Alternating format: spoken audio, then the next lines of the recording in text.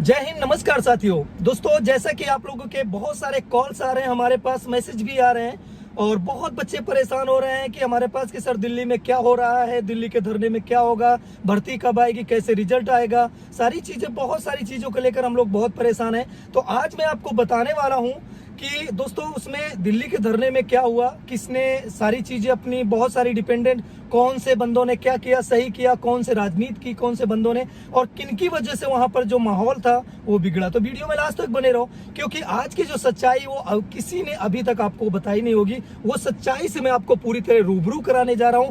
ये सच्चाई बताने के बाद शायद मेरे पास बहुत सारे कॉल भी आएंगे, लेकिन उन कॉलों की धमकियों से जेडी सर को कोई फर्क नहीं पड़ता है। जो भी करना है आप कर लीजिएगा, लेकिन जो सच्चाई थी वो मैं अपने दर्शकों को, यूट्यूब चैनल वाले जो भी दर्शक हैं और इस भीड़ को और इस युवाओं को, वो मैं बताना चाहता हूं। सबसे पहले मैं शुरू करता हूं कि जब हम धरने पे पहुंचे, ठीक है, हमें सारी चीजें नहीं पता थी, लेकिन ये पता था कि जितने भी इंडिया के एकेडमी वाले संचालक हैं और कोचेज हैं, बड़े बड़े नाम आप यूट्यूब पे देखते हैं, उनके वीडियो भी देखते हैं, वो सारे धरने पे आ रहे हैं। हमने सोचा कि चलो तो हम लोग भी कम से कम 10 से 15 बंदे 2 गाड़ियां लेकर दिल्ली के लिए रवाना हुए। हम दिल्ली के लिए रवाना हुए और वहां पर पहुंचे 3:30 बजे। 5 तारीख का टाइम था और 3:30 बजे पहुंचे। जैसा कि लाइव लोकेशन में शो कराया जा रहा था, जैसा कि आप लोग बहुत सारे लोग जानते होंगे कि इस धरने की 2-3 लोगों ने शुरुआत की थी। तो सबसे पहले मैं उनका नाम लेना चाहूंगा कि संदीप फौजी सर ने 2 दिन पहले से वहां अपना सारी चीजें एक डिसाइड करके वहां पे परमिशन लेटर लेके कम से कम 50 बच्चों के साथ वहां बैठे हुए थे। 3:30 बजे रात का समय था। मैं अपनी टीम के साथ पहुंचा, वहां पर देखा कि कम से कम 50 बच्चे लेटे हुए हैं और संदीप सर भी उन्हीं के बीच में लेटे हुए हैं। हम आपको वीडियो क्लिप दिखा रहे हैं, ये देखिए कि संदीप सर वहां पे लेटे हुए कि नहीं। इस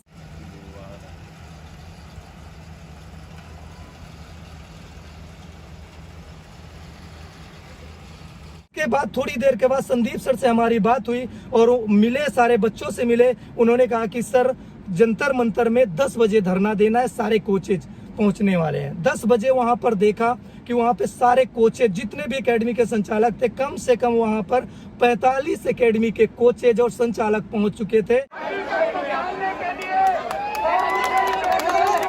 पीछे 4 लोग आ रहे, बोल रहे कि ये बोलो, 5 लोग साइड में आ रहे, बोल लो ये बोलो।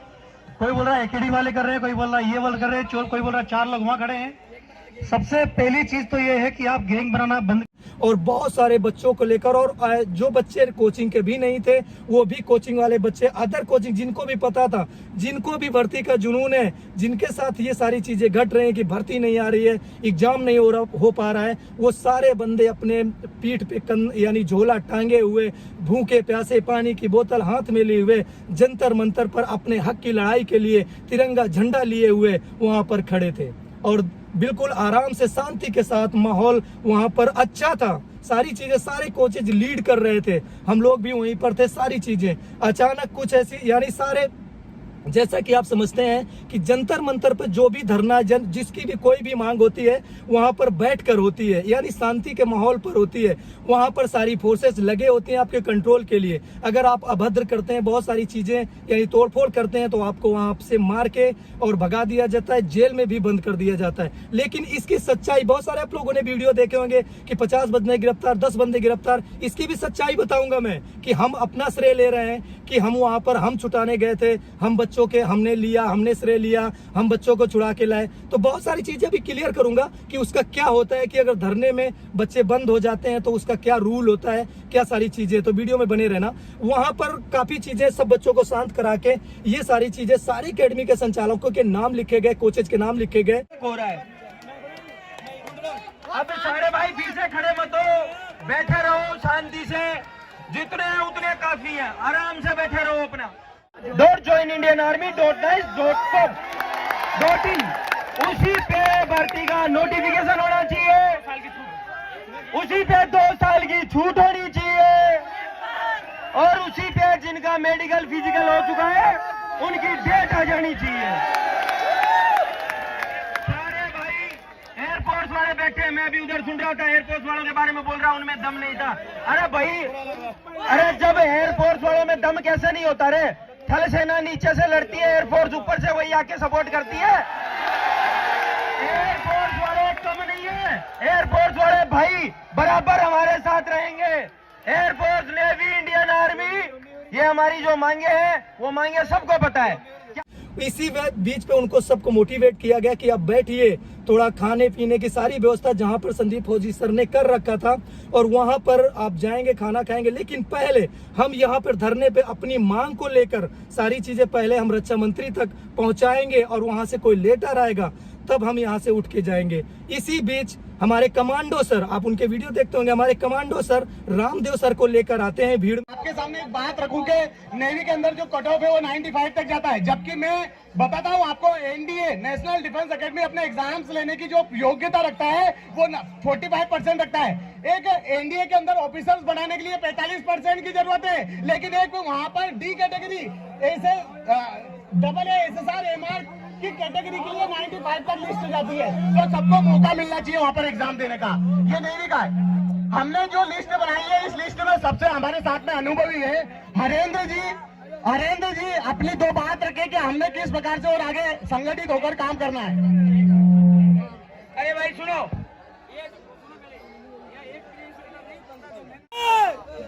ये बंदा है जिसने मेहनत किया 400 किलोमीटर पैदल चल के, तो मेन है ये।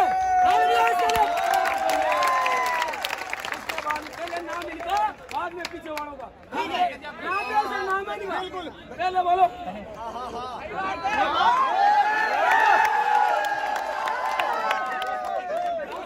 अरे इस इंसान के लिए जोरदार एक बात बोलो।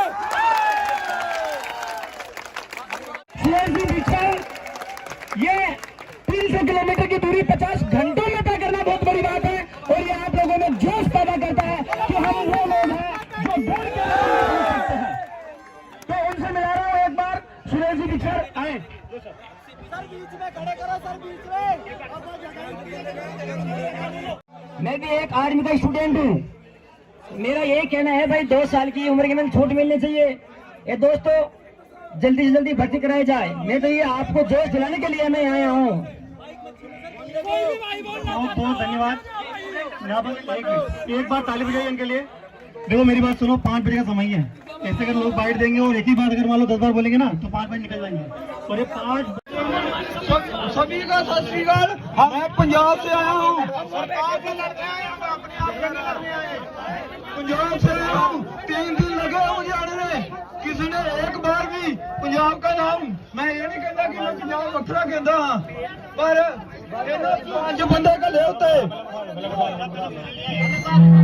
उन्होंने पूरा 400 मीटर पैदल चल के उन्होंने अगुवाई की। इस आंदोलन का जो नींव थी उन्होंने रखी, संदीप फौजी सर ने रखी, रामदेव सर ने रखी। ठीक है, मैं उनका सम्मान करता हूं और सलूट करता हूं ऐसे बंदों को जो युवाओं के हक के लिए लड़ाई लड़ते हैं। और कमांडो सर से भी एक बात बोलना चाहता हूं कि आपको अगर बोलना ही था, अगर आपको इतना उस समय अगर आप लोग चाहते थे कि आंदोलन हो, तो आपको क्या करना था कि सारे एकेडमी संचालकों को एक साथ बुला के वहां पर आप लोग मीटिंग करते और ये सारी चीजें आपस में करते कि नहीं भाई इन्होंने क्या किया। क्या ऐसा होता नहीं, सारी चीजें बैठा। लेकिन इनके आने के बाद पूरा माहौल बिगड़ा।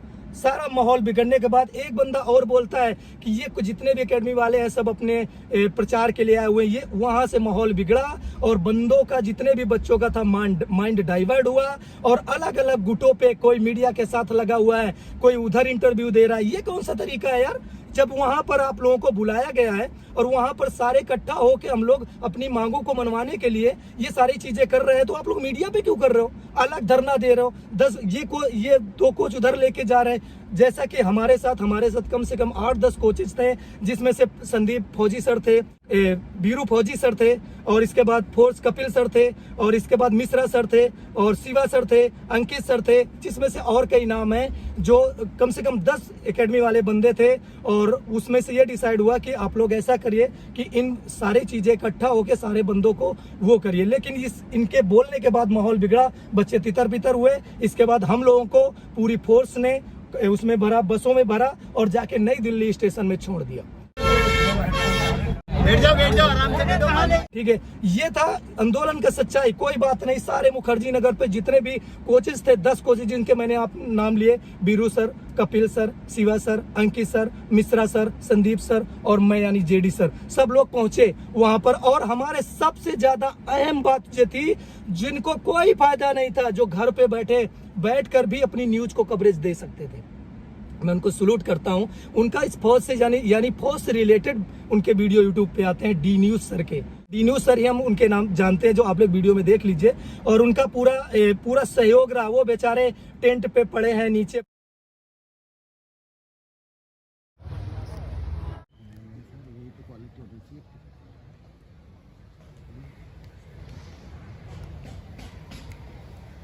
पूरा कवरेज कर रहे हैं, सारी सच्चाई दिखा रहे हैं, जो मध्यस्थ का काम कर रहे हैं, जो जिनको किसी चीजों से मतलब नहीं, कोई पब्लिसिटी से मतलब नहीं, सिर्फ सच्चाई दिखा रहे हैं, वो भी बेचारे पड़े हुए हमारे साथ। कोई बात नहीं, शाम हुई, धरने का तो काफी बच्चे इधर उधर हो गए, भूखे प्यासे घूम रहे हैं। हम लोगों ने, सारे लोगों ने एक ये बनाया, मीटिंग बनाई कि भाई जो बंदे, चलो जो भी हुआ कोई बात नहीं, जो भी दिक्कतें आई इस आंदोलन में, लेकिन फिर डी न्यूज सर ने हमसे बोला, हमारी टीम से बोला, जितने भी थे, बीरू सर थे, जितने भी कपिल सर थे, शिवा सर थे, अंकित सर थे और मिश्रा सर थे, संदीप सर से, सब लोगों ने एक डिसाइड किया कि चलो ऐसा करते हैं कि इन जो लोग अलग हुए हैं, जो अपनी या अलग से अपनी टीम बना रहे हैं, उनको एक साथ किया जाए। जैसे कि आप लोग टीम देखो, ये देखो, वीडियो देखो कि हम लोगों ने कैसे रिक्वेस्ट किया कि प्लीज बच्चों के भविष्य के लिए आप लोग एक साथ हो जाइए। वीडियो देखिए जरा, गौर चाहूंगा। जिन्होंने अराजकता फैलाई है, भाई देखो अभी कुछ नहीं बिगड़ा है, हम अपनी पब्लिसिटी तो कर चुके हैं, कर चुके हैं ना पब्लिसिटी। अभी मैं आपसे एक रिक्वेस्ट करता हूं कि कृपया करके आप भी वापस आ जाओ।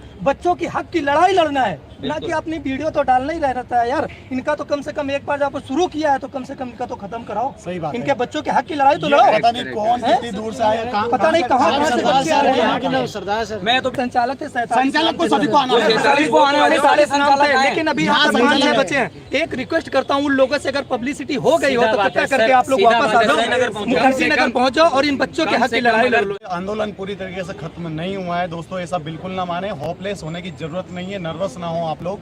हम आपका इंतजार कर रहे हैं, मुखर्जी नगर में ज्यादा से ज्यादा आप आए, जितने भी संचालक है वो भी आए। देखिए भाइयों, बैठकर बात करनी पड़ेगी। एक दिन फिर से एक बात को फिर से रिपीट कर रहा हूँ कि एक दिन में आंदोलन कोई सा भी सफल नहीं होता है। देखिए इसके बाद क्या हुआ कि इनको फोन किया गया, चलो कोई बात नहीं, डिसाइड हुआ मिलने के लिए इन 2 बंदों से, ठीक है, क्या बोलते हैं, इंदौर सर से यानी जितेंद्र पहरवाल सर से और कमांडो सर से और रामदेव सर से टीम मिलने पहुंची। ये डिसाइड हुआ कि भाई एक साथ करो, नहीं तो धरने को हम लोग सफल नहीं बना सकते। एक साथ करने से क्या होगा कि हमारी मांगों को पूरा किया जाएगा। हमारी टीम पहुंची। ये वीडियो देखिए, मुखर्जी नगर की जो व्यवस्थाएं थी, वहां पर टेंट लगा हुआ है, बच्चों के सोने की व्यवस्था है, गद्दे की व्यवस्था है, खाने की व्यवस्था है। और एक वायरल वीडियो भी हो रहा है अभी कि वो क्या बार कोड डाल के पैसे मांगने की कोशिश, उसकी सच्चाई में बताने वाला हूँ। वीडियो में लास्ट तक बने रहो, क्या हुआ उसके साथ और क्यों उन्होंने जारी किया और क्या था उसका सच, वीडियो में बने रहो। ये सारी चीजें होने के बाद उन्होंने बोला, उन तीनों लोगों ने बोला कि राजीव नगर में कल धरना होगा। जबकि हम लोगों ने बोला, सारी चीजें बोली कि वहां पर क्या व्यवस्था है, बच्चे के खाने की क्या व्यवस्था है, बोले सारी व्यवस्था है, कोई बात नहीं। राजीव नगर यानी सुबह हुई, हमारी टीम वापस आई, रात के 2 बज चुके थे, मच्छरों के साथ खाना खा के यानी सो रहे बेचारे, कोई सो रहा है, कुछ नहीं हो रहा, सारी चीज हो गई। सुबह हुआ, 8:30 बजे कॉल की गई, बोले सब लोग राजीव नगर पहुंचो। हमारी पूरी टीम, कपिल सर और फौजी यानी बीरू फौजी सर और Shiva sir, Ankit sir, Mishra sir, Sandeep sir यानी मैं, जेडी सर, सब लोग राजीव नगर पहुंचे अपने बच्चों को लेकर। वहां क्या देखा कि पूरा अफरा तफरी मची हुई है। वहां पर कोई ना तो कुछ रुकने की व्यवस्था है। वहां पे पुलिस को पहले ही पता चल गया, सबसे पहले 4 सर की गाड़ी पकड़ी गई, बीरू सर की गाड़ी पकड़ी गई, हमारी भी गाड़ी पकड़ी गई। जब यार तुम्हारे पास कोई परमिशन नहीं है वहां पर राजीव नगर में, तो वहां पर आप लोग क्यों डिसाइड कर रहे हो, क्यों वहां पे बुला रहे हो, क्यों बच्चों को फंसा रहे हो, खुद बच्चों को फंसा रहे हो, इसके बाद जाके वहां पे उनको छुड़वा रहे हो, सारी चीजें अपना श्रेय ले रहे हो कि हम बच्चों के लिए ये करेंगे, हम अपनी जान दे देंगे, ये करेंगे, वो करेंगे। ऐसे नहीं होता है यार, सारी चीजें मैनेज करके चलनी पड़ती है। वहां पे उसी बीच में बच्चों को पकड़ के जेल में भर दिया। और जेल की सच्चाई बता रहा हूँ, कोई तोड़ फोड़ का मुकदमा होता है, छेड़छाड़ का मुकदमा होता है, तब केस लगता है। भाई साहब, आप लोग बोल रहे हो कि बच्चों का भविष्य बर्बाद हो रहा है। धरने के लिए, अपनी मांगों को रखने के लिए किसी भी बच्चे को जेल नहीं होती है। रूल पढ़ लीजिए आप, ऐसा नहीं होता है। अभी वो सुबह बंद करेंगे और शाम को छोड़ देंगे। आप पूरी जानकारी नहीं लेते, बस वीडियो बनाने पे कि मैं छुड़ाया, मैं ये किया, मैं फलाना ढिमका किया। ऐसा नहीं होता है। हम किसी तरह जितने भी बच्चे थे उनको बता के कि आप मुखर्जी नगर पहुंचो, वहां पे प्लान होगा, इसके बाद दोबारा फिर होगा। कितने भी बच्चे होंगे उनको सब छुड़ाया जाएगा और वो छोड़ देंगे। कोई ऐसा नहीं है कि उनको जेल में डाल दिया जाएगा। सारी चीजें, ये सारी चीजें समझो यार, गलत गुमराह क्यों बच्चों को कर रहे हो हैं? इसके बाद वहां पर पहुंचे, ठीक है, सब लोगों ने पूरे बच्चों को, जो वहां पर बच्चे पहुंचे, खाने की सारी व्यवस्था हुई, सारी चीजें हुई। और सुनो, ये बारकोड का जो वीडियो वायरल हो रहा है ना, वो जो कमांडो सर अपने में दिखा रहे हैं कि मैं ये पैसे मांग रहे हो, वो बारकोड सिर्फ एकेडमी संचालकों के लिए डाला गया था और उन बंदों के लिए जो बंदे बच्चों का सहयोग कर सकते हैं, जो इंडियन आर्मी को लाइक कर सकते हैं। नहीं कोई भी बंदा कमेंट करे किसी भी बंदे के लिए पहुंचा और किसी बंदे ने यहाँ पर जमा करने की कोशिश की वो पैसे की, ये सिर्फ एकेडमी संचालक, क्योंकि एक बंदा अकेला भार कैसे उठा सकता है? यहाँ पर इतने बंदे खड़े हुए हैं, कम से कम 10-15 एकेडमी वाले वहां पर हैं, उनके लिए बारकोड जारी किया गया है। तो ठीक है, तो वो बारकोड सिर्फ उन लोगों के लिए जारी हुआ है जो एकेडमी संचालक के कोचेज हैं, जो थोड़ा सक्षम जो लोग हैं उनके लिए, कि अगर हमारे बच्चों के लिए, हमारे बच्चों के हक के लिए अगर आप कुछ डोनेट करना चाहते हैं तो वो करिए, ठीक है ना। और इसके लिए नहीं है कि बच्चे वहां पर पैसा जमा करें। इसके बाद यार किसानों के बच्चे हैं, ठीक है, तैयारी कर रहे हैं बेचारे, किसी तरह जो लोकल के बच्चे वो पहुंच रहे हैं, अपना खर्चा बहन कर रहे हैं, सारी चीजें धरने पे पहुंच रहे हैं। मैं मानता हूं कि फायदा उनका है, लेकिन मुद्दा किसने उठाया? हम लोगों ने उठाया ना। हमारे पास बच्चे क्यों जाते हैं? भरोसा करके जाते हैं ना कि तैयारी करवाएंगे सर अच्छे हैं। तो क्या सर का फर्ज नहीं बनता है कि उनके लिए खाने की व्यवस्था करें?